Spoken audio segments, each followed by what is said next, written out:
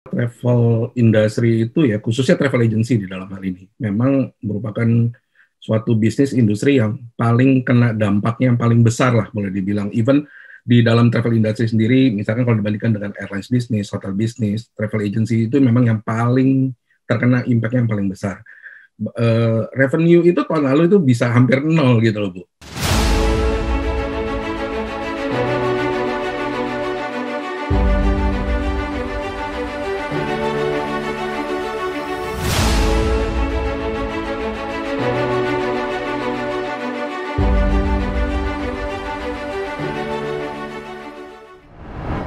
Kalau kita bicara tentang perubahan yang signifikan saat ini, kita semua kayaknya sepakat bahwa teknologi itu memegang peranan penting. Nah, saya akan memperkenalkan Pak Albert Wirteja. Beliau adalah Chief Information Officer dari Panorama JTB Tours Indonesia. Nah, beliau menggambarkan dirinya sebagai seorang IT profesional, IT guy katanya. Dan beliau mematangkan karir melalui tour of duty dalam berbagai penugasan. Tentunya untuk Panorama Group itu adalah sebuah nama besar ya yang kita semua tahu. Selamat datang Pak Albert. Terima kasih Bu, selamat pagi semuanya. Kalau misalnya kita bicara ya kilas balik nih time travel ke tahun lalu, rata-rata perusahaan langsung bilangnya adalah kita perlu pindah proses ke platform berbasis teknologi. Nah tapi kalau misalnya buat Bapak sendiri, kira-kira kalau Bapak melihat apa yang terjadi di organisasi Bapak, apakah Panorama melakukan hal yang sama atau malah ada beberapa key changes yang berbeda, Pak? Oke, terima kasih Bu Yanti. Jadi kalau dibilang bahwa travel industry itu ya, khususnya travel agency di dalam hal ini, memang merupakan suatu bisnis industri yang paling kena dampaknya, yang paling besar lah boleh dibilang. Even di dalam travel industry sendiri, misalkan kalau dibandingkan dengan airlines business, hotel business, travel agency itu memang yang paling terkena impact-nya yang paling besar. Revenue itu tahun lalu itu bisa hampir nol gitu loh Bu. Jadi memang sangat-sangat besar sekali, tapi servicing customer kan tetap harus jalan ya. Nggak bisa kita berhenti begitu aja, karena kan ada tetap kebutuhan daripada klien-klien kita, apakah itu untuk keperluan misalkan untuk refund tiket misalkan atau repatriasi, mungkin itu tetap harus kita layani di dalam hal ini. Sehingga ya dengan kondisi tersebut buat kami memang cost reduction itu memang harus dilakukan sampai ke level yang sangat-sangat minimum pada semua aspek yang ada. Padahal kalau dilihat dari sudut pandang teknologi, sebenarnya travel agency dalam hal ini itu sebenarnya adalah suatu bisnis yang sangat-sangat bergantung dengan teknologi. Jadi memang ini suatu challenge buat kami sebenarnya, bagaimana teknologinya itu tetap bisa berjalan dengan baik dan tapi secara cost-nya itu tetap harus bisa di-manage dengan baik. Apakah kami melakukan perubahan ke dalam suatu bentuk digital? Kayaknya sebenarnya kami termasuk yang cukup beruntung sebenarnya, karena memang investasi untuk pengembangan daripada infrastruktur ataupun sistem sebenarnya sudah kita lakukan jauh sebelum pandemik ini terjadi. Jadi memang ketika tahun lalu kita ngadapin satu situasi di mana misalkan jam kerja itu menjadi berkurang, ataupun juga ada batasan jumlah karyawan yang boleh masuk ke kantor, sehingga sebagian besar bahkan hampir semuanya kita melakukan work from home. Dari sudut pandang IT-nya sendiri sebenarnya kita nggak terlalu banyak melakukan suatu perubahan, karena secara sistem infrastruktur cenderung udah cukup ready. Jadi digitalisasi itu sebenarnya sudah terjadi jauh sebelum pandemi itu terjadi di tahun 2020 kemarin. Paling tahun lalu yang cukup challenging buat saya adalah tiba-tiba saya harus menyiapkan sekian ratus laptop lah misalkan untuk karyawan kita yang akan melakukan WFH gitu misalkan. Jadi itu cukup challenging, dan tapi di sisi lain juga kan sebagai suatu service business di dalam hal ini, di mana kita juga tetap harus bisa melayani customer dengan baik. Tetap ada beberapa perubahan-perubahan secara teknologi yang harus dilakukan. Salah satunya misalkan kayak gimana caranya klien tetap harus bisa menghubungi kita dimanapun kita bekerja dalam hal ini, baik di rumah, ya apakah itu misalkan kalau untuk komunikasi by phone misalkan ya kita harus melakukan forwarding kepada misalkan ke nomor handphone tertentu, atau juga memang kebetulan kita sudah implementasi suatu WhatsApp Business ya. WhatsApp Business kita sudah implement, di mana WhatsApp Business itu bisa diakses oleh seluruh frontline kita, customer service kita, sehingga kapanpun klien itu menghubungi kita melalui WhatsApp tersebut, itu tetap bisa diakomodir, bisa dijawab, bisa dilayani dengan baik.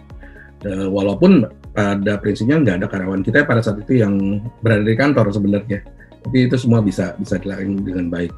Termasuk juga penggunaan tools untuk virtual meeting itu sebenarnya buat kami itu bukan suatu hal yang baru, karena gimana pun juga kami kan ini PMA kebetulan ya, dan memang sudah cukup sering untuk melakukan virtual meeting. Cuma mungkin sekarang menjadi lebih intens saja, dan akhirnya menjadi hampir semua leaders di kami itu perlu difasilitasi supaya mereka bisa tetap bekerja secara baik dalam kontekstual yang mereka harus bekerja dari rumah dalam hal ini. Nah, itu yang mungkin beberapa perubahan yang terjadi sih di tahun lalu. Jadi kalau bisa bicara sedikit aja pada dasarnya, berarti kan Bapak salah satu yang cukup beruntung dengan dukungan dari stakeholder. Pada dasarnya tugas untuk memanage infrastruktur tuh udah beres duluan ya Pak. Dan ketika pandeminya pada dasarnya datang, sebenarnya tugas Bapak lebih ke arah bagaimana kesiapan karena semua orang tiba-tiba perlu untuk WFO, WFH, blended, dan kemudian pada dasarnya juga kita bicara mengenai bagaimana bisnis bisa berjalan. Nah, tapi kan kalau kita bicara, kalau dari tadi ada kata service ya Pak, kalau dari katanya Pak Albert, dan service itu pada dasarnya adalah tentang interaksi antar manusia. Nah, kalau misalnya kita bicara tentang peran Bapak saat ini, kalau kita bicara mengenai game changer-nya ya Pak, bagaimana sih service di level yang mau dijaga oleh teman-teman di Panorama Group itu bisa dijalankan dengan akselerasi teknologi atau dibantu dengan support dari teknologi. Dan tentunya di sini peran Bapak memegang peranan besar ya. Kalau bicara game changer, sebenarnya dari perusahaan ini awal ada pun juga sebenarnya kita realizing bahwa dua aset utama di dalam bisnis di travel itu adalah people dan teknologi. Jadi memang dari awal itu kita melakukan banyak hal pengembangan fokus kepada dua hal tersebut. Dari sudut pandang teknologinya sendiri, penekanannya lebih kepada bagaimana kita tetap bisa engage dengan customer dalam hal ini. Karena walaupun memang mungkin secara bisnis itu relatif istilahnya menurun sangat-sangat jauh sekali, tapi tetap bagaimana kita bisa engage, maintain relationship kita dengan customer, itu suatu hal yang tetap harus kita lakukan di dalam hal ini. Sehingga pengembangan secara teknologi pun dalam waktu 1 tahun terakhir ini memang kita lebih banyak fokus kepada bagaimana kita tetap bisa berkomunikasi dengan customer dan juga menjaga engagement kita dengan customer. Jadi di tahun lalu itu sekitar bulan Oktober, itu kita sempat launching satu aplikasi baru, yang mana aplikasi ini memang pada dasarnya dipergunakan untuk kita punya customer, consumer dalam hal ini peserta tur kita misalkan, yang mana aplikasi ini memungkinkan kita untuk tetap bisa keep communicate dengan customer bisa mendapatkan informasi dengan baik, sebelum tur itu berlangsung ataupun juga selama tur itu berlangsung. Jadi di dalam hal ini memang itu yang kita jadikan sebagai kunci utama. Dan tapi juga kalau dari sudut pandang people-nya itu sendiri gitu ya, dari sudut pandang people ini sendiri, tentunya kan ini ada perbedaan ya antara kita kerja WFO sama WFH tentunya ya. Kalau di WFH katanya kan ada mungkin distraction gitu ya, yang biasanya mungkin orangnya kerja sebelum anaknya bangun, tapi sekarang anaknya udah bangun ya, ada distraction di situ misalkan, sehingga ada beberapa hal memang yang akhirnya kita memaksa kita untuk bisa tetap harus menjaga disiplin, terutama dalam konteks manajemen waktu. Beberapa hal yang terus terang saya agak nyontek juga nih dari Bu Yanti, dari tim Citra juga, di mana ada waktu-waktu tertentu yang kita sepakati setiap pagi misalkan untuk tetap menjalankan kayak morning briefing. Di tim saya itu ada dijalankan, dan juga ada periode-periode waktu tertentu kita tetap harus menjalankan fungsi-fungsi meeting yang untuk membahas proyek-proyek misalkan, supaya nggak miss timeline atau apapun itu. Dan juga pelatihan-pelatihan terhadap tim kita itu tetap dilakukan. Jadi memang seperti yang saya bilang tadi, online learning itu bukan suatu hal yang baru sih buat kami sebenarnya. Cuma memang sekarang menjadi lebih intens saja. Terutama di tahun lalu ketika memang ya katakanlah bisnisnya itu relatif nggak ada, kita coba memperkuat di sisi pelatihan-pelatihan tersebut. baik yang untuk sifatnya hard skill maupun soft skill. Jadi bahkan kita tuh kalau nggak salah tahun lalu sempat ada pelatihan untuk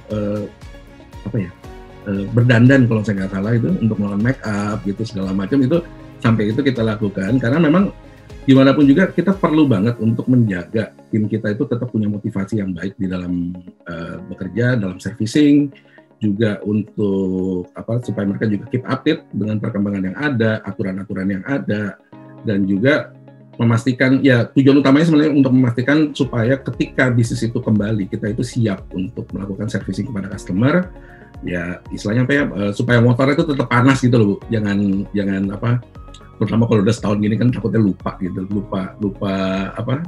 dalam menjalankan tugasnya, jadi tetap hal-hal itu tetap dilakukan sih di kami gitu. Tadi Bapak kemukakan paling penting adalah tentang orangnya, dan kemudian bahwa servis itu pada dasarnya akan berjalan bagus ketika orangnya juga happy ya Pak. Biasanya seperti itu. Itu salah satu motonya Panorama kalau nggak salah di dalam value-nya, bagaimana servis yang excellent itu benar-benar bisa dijalankan. Dan kalau misalnya tadi melihat apa yang Bapak gambarkan, ujungnya kan sebenarnya dari mengetahui apa yang paling penting, kemudian malah peran leader ya, yang justru juga jadi penting. Karena di sini leadernya sendiri, karena dia tahu apa yang mau dituju, lantas dia jadi tahu sebenarnya bagaimana bisa memanfaatkan teknologinya itu sendiri. Hasilnya gimana Pak? Boleh tahu nggak? Apakah bisa menjaga mesinnya berjalan? Kan boleh dibilang kan kita udah mulai beroperasi lah ya. Beberapa cabang kita juga sudah beroperasi, so far so good. Dalam pemahaman bahwa yang penting secara pace-nya, secara semangatnya itu tetap ada gitu ya. Walaupun memang secara bisnis masih struggling terus terang sampai sekarang. Dan dari sudut pandang teknologi, karena memang ada beberapa update juga dari sisi teknologi ya, ini juga satu momentum untuk semua staff kita untuk beradaptasi kembali dan juga untuk mempelajari hal-hal baru dari perkembangan teknologi yang ada. Jadi kalau kayak sekarang contohnya kan saya terus terang baru beberapa bulan yang lalu kita melakukan migrasi gitu ya ke dalam suatu mail system yang baru. Terus juga sekarang semua orang sudah kita fasilitasi dengan Microsoft Teams dalam hal ini. Jadi semua orang bisa melakukan online conference anytime tanpa ada satu batasan tertentu. Jadi itu kan perlu adaptasi nih dalam hal ini untuk mereka, sehingga ketika mereka bisnis kembali mereka siap untuk servicing customer.